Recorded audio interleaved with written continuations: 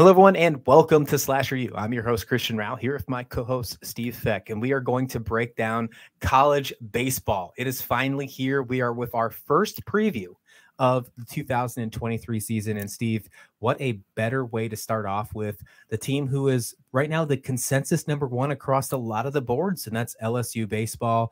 I think this is going to be a very fun team and has a very good chance to have a super special season. What's your thoughts on LSU before we really dig into them? Baseball's right around the corner. We got just the middle of February before games. I mean, you got to be excited because I know I definitely am. Well, yeah, I mean, if I was gonna have to pick one sport the rest of my life to only watch, it would be baseball, and I'm including women's softball in that as well. I mean, that's my passion. That's my whatever you want to call it, my concubine, my whatever. I mean, baseball is it. The more you read about this LSU team, the more you start thinking, is this going to be a record-breaking historical season for this team? The talent is there. And I wouldn't even necessarily say that there's certainly people that are going to be taken in the first 5 picks of the MLB draft at various deals. But even beyond there, I mean, at every position, there is at least 2 players that are going to make significant contributions. So I really think that LSU, if they can stay healthy, and they've already lost one of their key left-handed relievers for the year, but if they can stay healthy, I think that this Tigers baseball side is truly going to be something special. I don't want to go all in. I'm not drinking the Kool-Aid yet. I do have the container on my shelf, and I'm ready to start pouring it in the water and mix it up. I'm not ready to drink it yet, but by all indications, if everything does go according to what their head coach Jay Johnson has done as far as bringing in through the transfer portal key elements, not only on the pitching staff, but also as depth and bench players, I really think that this is going to be a year to remember. Yes, absolutely. I mean, this is Jay Johnson going into year 2. I mean, he had so much high expectations, I think, after he built a great foundation under year 1 under him. Jay Johnson was quoted just when they closed up the fall saying he felt much better about the pieces and how they can align them. We have more options, lineup flexibility, pitching rotation flexibility to hopefully put us in the advantage. I mean, that's absolutely right. That goes exactly what you're saying. They had a fantastic transfer portal. Not only did they have a great team last year, this is a team that lost in the Hattiesburg Regional 2-1 the Southern Miss. I mean, it was a tough game, sacrifice fly at the end of the 9th inning to lose 8-7. But there's a lot of great players coming back on that team. And one of them is a potential National Player of the Year and a potential #1 draft pick in the MLB draft coming up. I mean, this is going to be a lot of fun to talk about. I'm looking forward to digging into this, and I think we absolutely need to do that. And I think the first where to start off with it, in my mind, is exactly what I just brought up. I think we have to start, and I know it's not consensus. It's not usually where you want to start off with. You usually want to start the pitchers, then go on your way down. But I think we got to go all the way into center field and start off with Dylan Crews. I mean, in all seriousness, I think Dylan Crews is arguably the best player in college baseball right now. I think that you could probably make a couple other people maybe on your hand, a very short list to battle that. But right now, I'm putting Dylan Crews as my National Player of the Year prediction. We're starting right off the episode 1 of the baseball previews and saying Crews is my national favorite, and I know I'm not alone on this one. He's also considered by many projections to also be the #1 overall pick in the draft. He can really cement his legacy this year with a huge season for LSU, and I think he's absolutely going to do that, Steve. Oh, no, I absolutely agree. And what's really part frightening, part thrilling and enthralling about him is that, yes, he is coming back National Returning Player of the Year. I don't think he's hit his ceiling yet. As good as he was last year. And he's the kind of player that's always wanting to make himself better. He's not afraid to do the boring drills that just or maybe just focusing changing one little tweak to his game, whether it's going back on balls, whether it's at the plate. He's always willing to tinker just enough, not over tinker or overthink things, but he always wants to try something to make every aspect of his game a little bit better. And he reminds me, and again, not in build or even style of play, but he reminds me a lot of like a Mark Kotze. He was very much that same way, when he was in college. It was every year, you keep saying, well, he can get better. And he did. And he worked really hard at becoming an all-around baseball player. Cruz knows how good that he is, how great he is, actually, but because he has just enough of that cockiness. It's like an acceptable cockiness to him, but he's not willing to settle for how great he is already. He somehow knows there's something in him that's going to translate to even higher numbers, and more importantly, translate to making his team better. Yeah, Coach Johnson stated a lot of great things about him, and it translates exactly to what you were stating about how we don't think we've seen his ceiling yet. He said he's made a couple of small adjustments with his approach, and it was hard to get him out for the last 4 or 5 weeks. So, I mean, that's exciting already. I'm hearing some things already about this LSU team. They had a banquet just a few days ago, and they had boosters over and everything like that. Then they talked about this LSU team with the basketball team and how people were going to the basketball team and they were hearing dings and at 8, 9 o'clock at night, and the baseball team was out on the field still practicing. So I love it. This is a team I think that's going to be very special, and it's going to be all around Dylan Cruz in my mind. I don't think nobody else is playing center field this year. He is the everyday center fielder without question, barring injury. Johnson also said that he has, it reminds him of a Kobe Bryant type mentality. So you bring talent and a big mentality like that. I mean, this is a special player, and I'm really excited to watch him this year. I think Dylan Cruz is going to be really fantastic. Last year, the SEC Co-Player of the Year in 2022, right with Sonny DiChiara, who got drafted to the Angels. I mean, again, he's got a lot. He has a lot of extra pressure being that possible first-round pick. Do you think that's phasing him any way, shape, or form? I really don't. I think, you sometimes you just watch players and everything is in slow motion for them. The baseball looks like a beach ball. When a ball is hit, it looks like it's a screaming liner or it's really hit hard. He just always seems to be able to react right. He gets on the right routes in the outfield. He's a great base runner. I don't think I think he's challenged by all the hype and by all the expectation. I think that feeds into his nature of what we talked about, wanting to be better every game, every at bat. He wants to make adjustments and get better, to get the most out of the talent that he does know and that he has. And that's where I said, he's an acceptable cocky. He understands that he is very gifted, but he's just not willing to just let play, go by on his talent. And he could. I mean, he can go into cruise control in early games or whatever it is and just say, no, he wants to. Doesn't matter who the opponent is, whether it's some team coming in from some small school coming down from the north that just needs to get games in, so they go and play, volunteer to get crushed by LSU over the course of a weekend. It doesn't matter who he's playing. He just wants to be the best version of himself. You said cruise control. I know you really meant cruise control, right? For Dylan Cruz, no doubt about that. I think you're right. I don't think he's going to be worried about the extra pressure. I mean, in the 125 games he's played, he's hit 40 home runs, 114 RBIs. I mean, I think it's quite foolish to think that he's going to slow down anytime soon. Last season had 22 home runs, 72 RBIs, 73 runs scored, which led the SEC last year. I mean, I think we can easily put him as a shoe-in as an all SEC player. I think he is definitely going to be in contention for the National Player of the Year. And like I said, he's my pick as we sit right now. All right, let's look at the rest of this outfield here.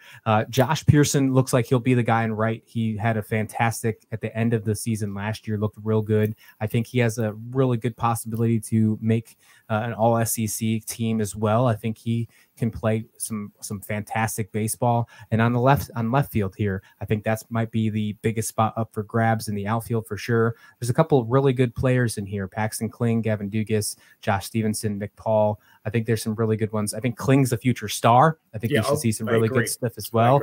I think that's some fantastic things. I mean, LSU, speaking of, freshmen, 6 LSU players were named to the top 100 freshman list by 2023 Perfect Game, the top 100 freshman list of the university. 6 of them on the LSU staff out of all of college baseball. That is absolutely incredible. Paxton Kling was on that. I think he gets the nod to start off the season. I think maybe not opening day, if you will, if they want to go ahead and give that to an upperclassman, but I think he's going to play the most innings in left field. What's your thoughts about Kling and that left field battle, and Pearson and right? I want to get to Pearson in a second. No, I think Kling is going to get the majority of the starts out there, the majority of the at-bats. He's the kind of player that, again, it gets overshadowed by all the talent around him. But you look in the box score. Oh, wow. He did go 2 for 5, he did score 3 runs. He got on base, drew a bunch of walks. He's just that kind of player. I don't want to insult him by calling him a complimentary player, but when you've got this level of talent, right? As a freshman, that's a great problem to have right now. Yeah, absolutely. So I think he's perfect. But Josh Pearson, when we were researching all this, I kept seeing how he could very well be an all SEC player. It would not surprise me if he's a 3rd-team All-American player. That's how high I am on Josh Pearson. I think he is going to benefit. He's going to feed off of, his mates in the outfield. I mean, there's always that friendly competition, and it's not necessarily always aggressive. And it's not like they always hear stories of what was it, like Reggie Jackson and Joe Rudy, always wanting the other player not to do well because he just wanted to be better. I think this is a pretty close-knit team as well. The fact that a lot of them came in there, they're all young, they're kind of sort of growing together and blooming together. I think that's another interesting dynamic for this LSU team because they are so young. A lot of these players have really they're a family on so many levels. I think that's what makes them. But I think Pearson. He hit 299, which in college baseball, okay, it's good at any level of baseball. But really, you're going to say, well, 299, that's not much. But that doesn't account for how good he was late in the year. He had 8 homers. He's going to be a double-digit dinger guy. I really believe that he will. And I think he's an underrated defensive outfielder. So when you look at him, I think, is it going to be all SEC? Probably. Maybe I'm hyping it too much, saying that he could be a 3rd-team All-American. But I can see two All-Americans coming out of just this single outfield here at LSU. Yeah, just the outfield. And I think we are also going to be talking about a few other that have the potentials to do that in the infield as well. We didn't even got to the pitchers. This team is going to be special. I mean, we're just talking about right now. If they find a way to stay healthy, this team is going to be special. Let's stick with the offense. Let's go to first base. And I immediately have to talk about Trey Morgan. I mean, he's obviously going to be the everyday starter here. I think he has the potential to also be an MLB player at one point in his career. I think he definitely will get drafted. I think hopefully he doesn't get stuck within the minors, but I think that's right now where I see him. He's a very good college player. I mean, this is a guy that during the regionals in Hattiesburg in that last game, he had a beautiful 2-hit, 3 RBI game. So coming back, not only do you have guys like Cruz, you have guys like Morgan who have that experience in the regionals. They have that taste. They know that they don't want to go home that early after having a 40-win season last year, and they're hungry, not only just in the infield, but in the outfield. We know the pitching staff has that as well. Trey Morgan, I think, is going to be a fantastic player this season. He had some injuries last year that really hammered him with his knee throughout the year. He was healthy for the regional. I mean, as healthy as you're going to get. But I think seeing him fully healthy, hopefully, has a really good chance to have a special season.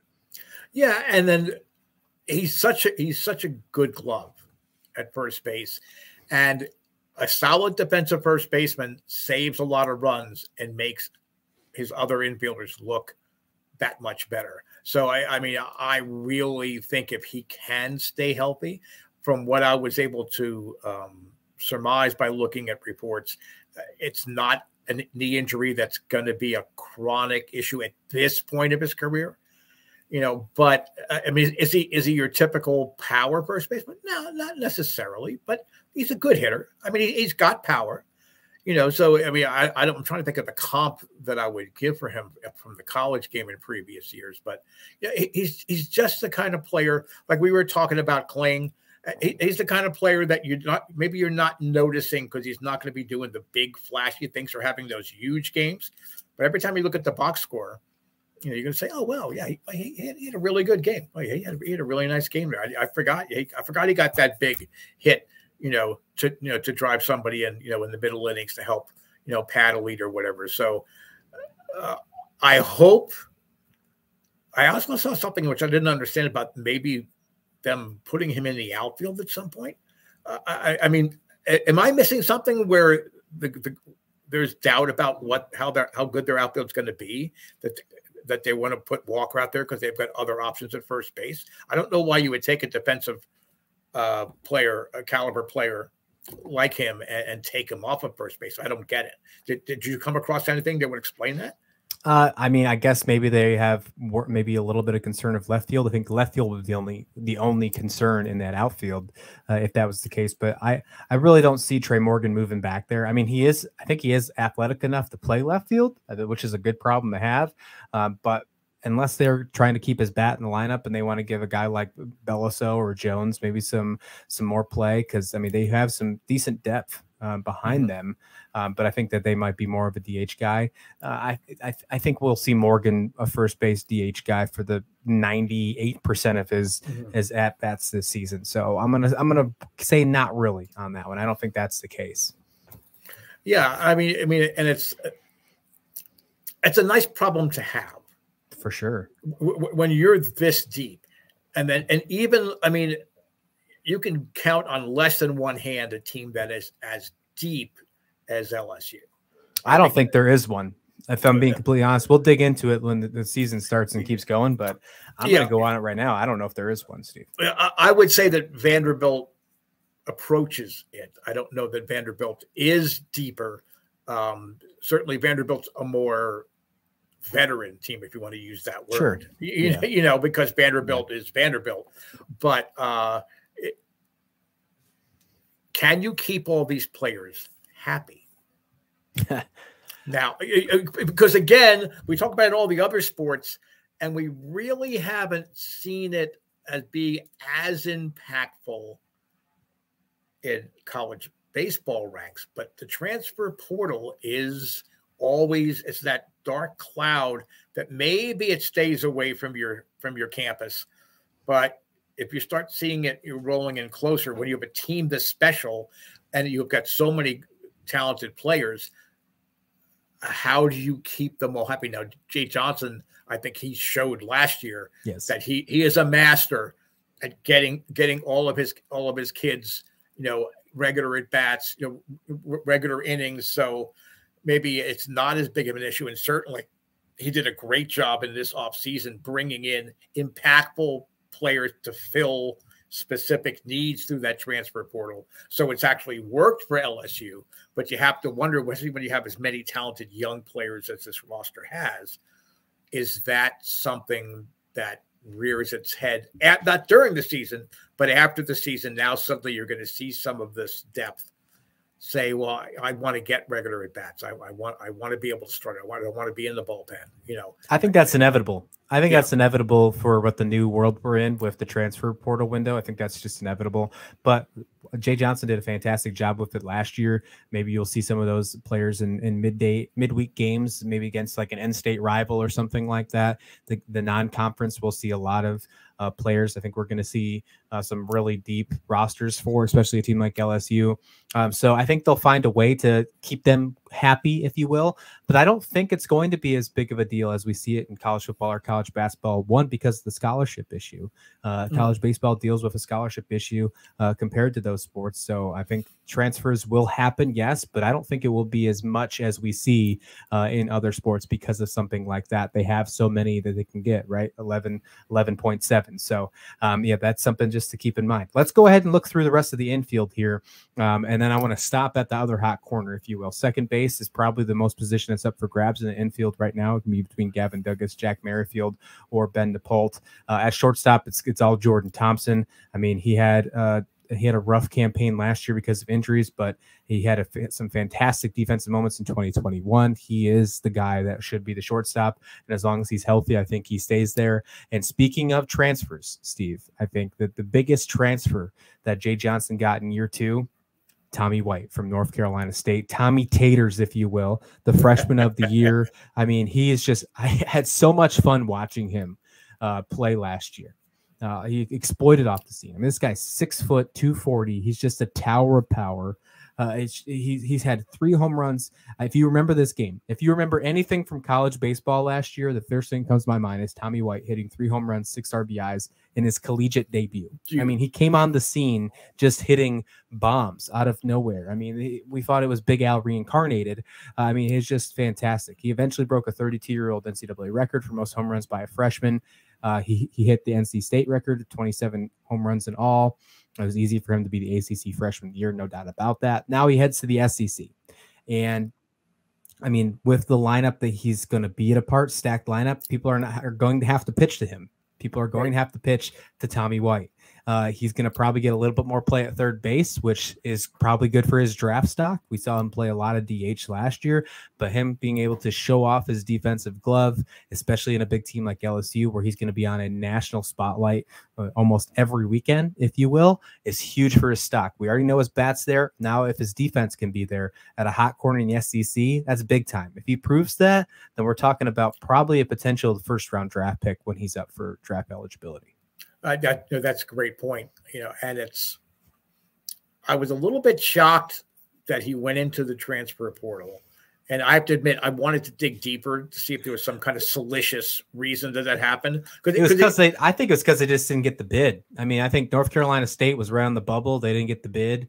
I know the Old Dominion was battling for it too, and they just both didn't get the bid. And I think that was just like, hey, I want to be able to put myself on the scene more. I didn't get a chance to go to regionals. NC State, as great as they are in the ACC, they're not LSU. So, I mean, him having that season, I mean, I don't blame him for entering the portal. I think this is probably the biggest transfer we're going to be talking about all season long. Oh, yeah, absolutely. And I think he can do a serviceable job at third base. I mean, he's not going to be, well, they don't give out gold gloves, but I mean, he's not going to be, a premier defensive third baseman. But if he's hitting 2 homers a game and driving in 4, 5, 6 runs a game, I don't care. I don't care if they put a pitch back at third base and just have him stand behind it and hopefully he can just move it and have the ball bounce off it to get to first base. I don't care what happens. If you can have his bat in the lineup day in, day out, I think it completely changes the conversation, and it's why LSU could be in for a historic run, because you've got impact players at multiple positions. Then you've got really great players. Again, Jordan Thompson, he's got to stay healthy. I am a little concerned if he still keeps having the injury bug. Now, certainly it's going to affect I know scouts are already, looking at him. It's going to affect him potentially, where his draft standing is going to be. But I also wonder who fills that void if Thompson is not able to make the majority of the starts.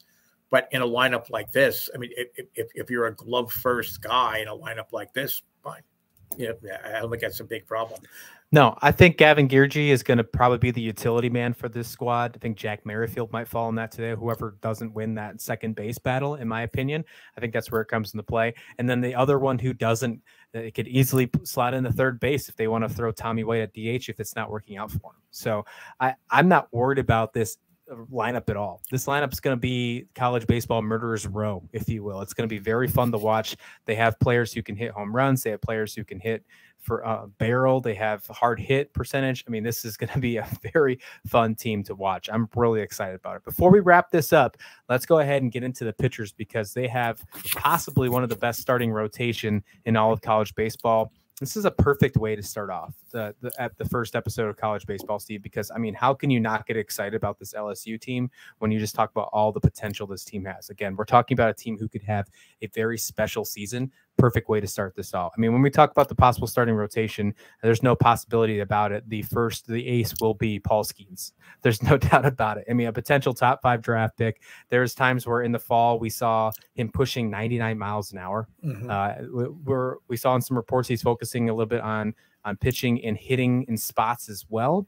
They said that his arsenal's grown by leaps and bounds on the mound. That's something we've seen in a couple reports. And we are seeing a lot of things that he's earning some preseason recognition. His talent is right there. I'm really excited to see what Skeens can do. He's your ace. He's your guy that's going to be out there on the weekend ready to go. And if he's on the mound when we get to regionals, and I expect this team to get to super regionals, and honestly, I think Omaha is Omaha or bust for this squad. Absolutely. You know he's gonna, if he's healthy, you know he's gonna be on the mound. Yeah, you know, and then I'm interested to see how his changeup has developed. If he's now also adding a changeup to his repertoire. I mean, a consistent changeup. I mean, theoretically, he has 4 pitches that he can throw for strikes that he has good command of. I didn't see it doesn't have a bad changeup, but certainly for him to go on to the next level, I think that changeup's going to be a big weapon for him.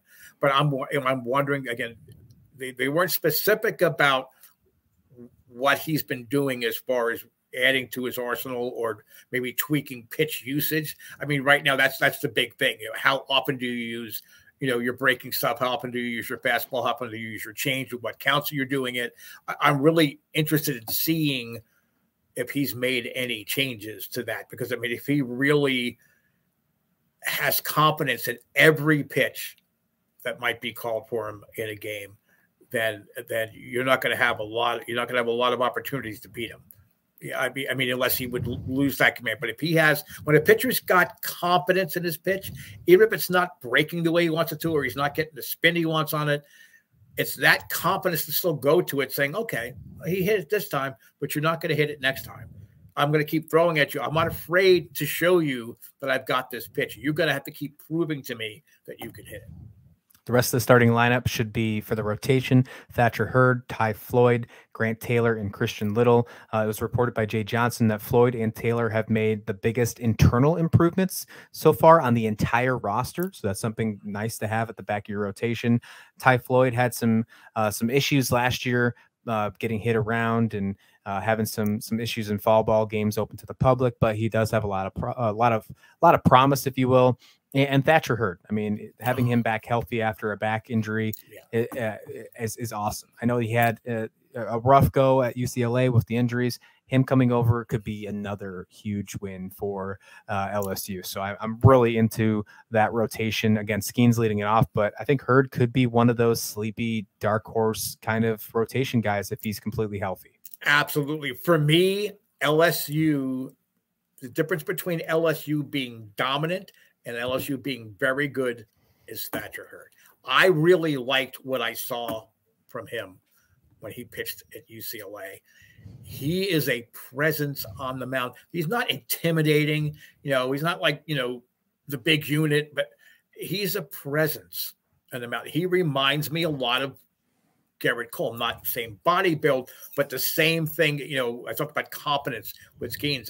I mean, I think Thatcher Hurd, I honestly think he could be better. And I know that's saying, oh my God. No, I mean, I really think if this back issue was just a kind of a fluke, and it was just a fluke injury, and from all indications, he's back.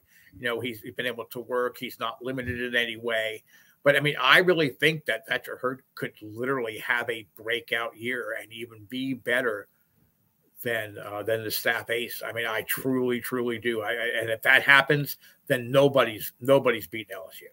Yeah, I mean, if you look at what he had last year in just 9 appearances, 6 starts, he had a 1.06 ERA. So you take the injury out of that, and you have a healthy Thatcher Hurd, and you have anything just remotely close to that, and that's your number 2.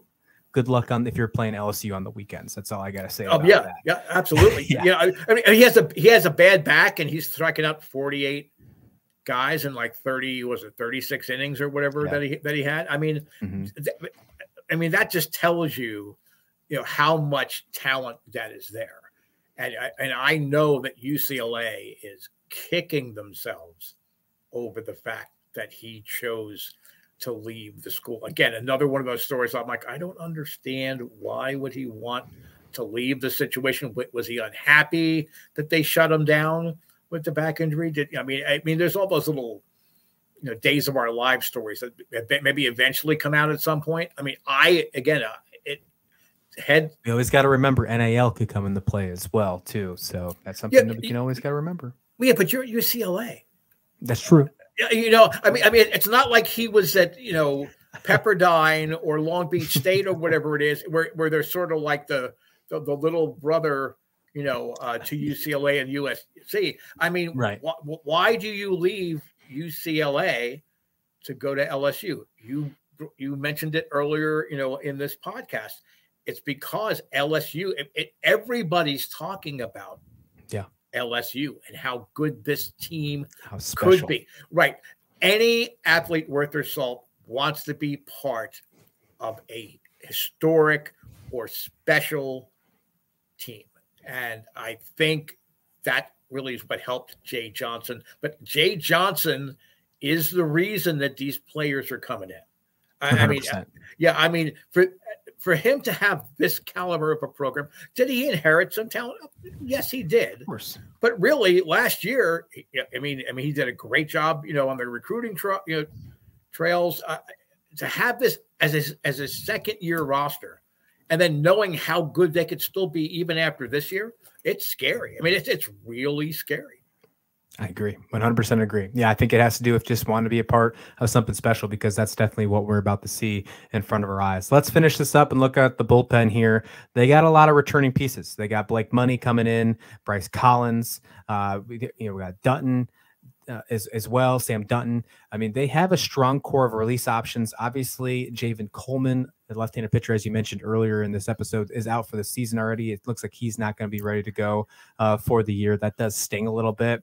But there are some really good names, especially freshman Aiden Moffitt. That's a guy that I want to look forward to.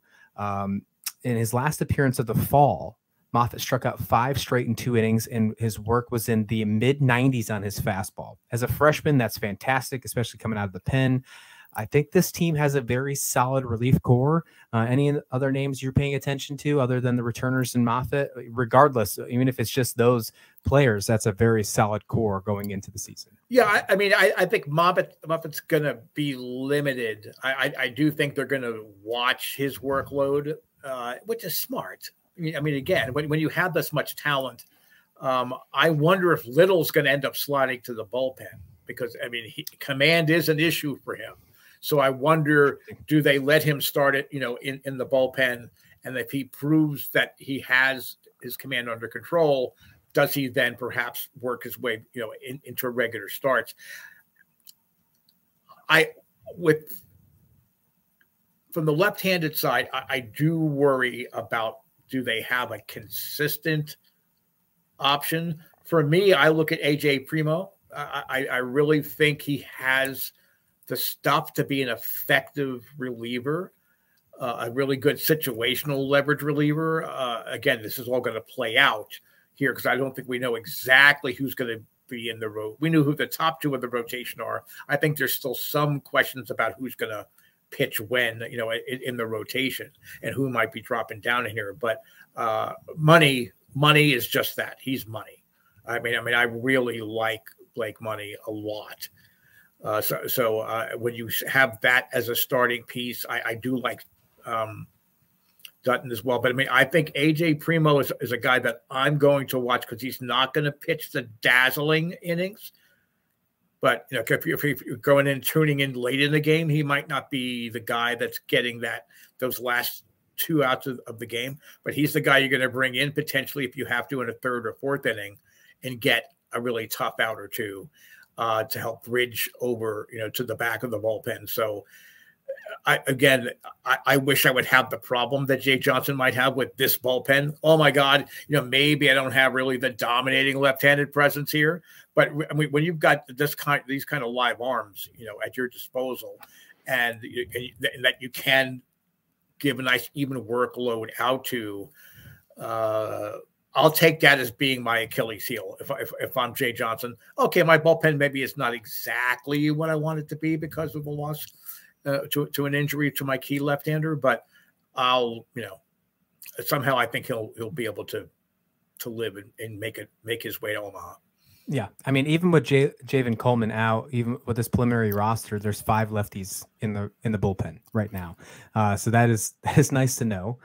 So I'm with you. I think that they're in a really good spot. And yeah, of course, Blake Money is just exactly that. I can't wait to watch him do some work on this one. Steve, let's wrap this up. As we mentioned, this is going to be a potential special season for LSU.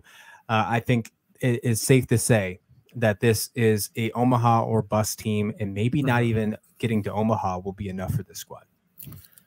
Well, in the college ranks, I think if you get to the College World Series, I think that it's different from the pros in that, of course, obviously you want to win it all.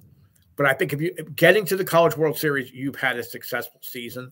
The problem will be the pressure from the fans, the expectations of the fans and the national media. They're going to follow this team around all of the time. So will the narrative then become, oh, well, they only made it to the College World Series because this team is so deep and so talented. So, I mean, for me, if this team gets to the College World Series, which I expect that they're going to do, I think you consider that a successful season. But let's not get too far ahead of ourselves yet. Can this team really just make a run and everybody else just sort of playing for second fiddle? I can see that playing out. I don't know that we can confidently say that yet, though. All right. So there you go. First episode in of our college baseball preview here at Slasher U. And we already have at least one of us. I think you're a little on the edge, but because you're saying, hold on, but at least one of us picking one for Omaha. The LSU Tigers are going to have a special season regardless of what goes on. There's just so much potential, so much talent, and there's no way that they finish that they did last season, losing in the regionals in the Hattiesburg. I mean, they are going to go a lot farther. There's no doubt about it. Even if they have injuries, this team is going to be fantastic. Jay Johnson in his second year, he's doing great things for LSU. Can only imagine what years are going to come for this, but let's sit tight, just like you said. Let's slow down and let's enjoy this one because it's going to be a blast. Thank you so much for joining us on this first episode here of the college baseball preview show for 2023 for Slasher U. If you're looking for more Slasher U, head over to our YouTube page. We have plenty for you as we have coverage coming out daily for all college sports, college football, college basketball, and both the men's and women's, college baseball. As you can see, this preview we just started off, and we will have some college softball coming at you for preview as well.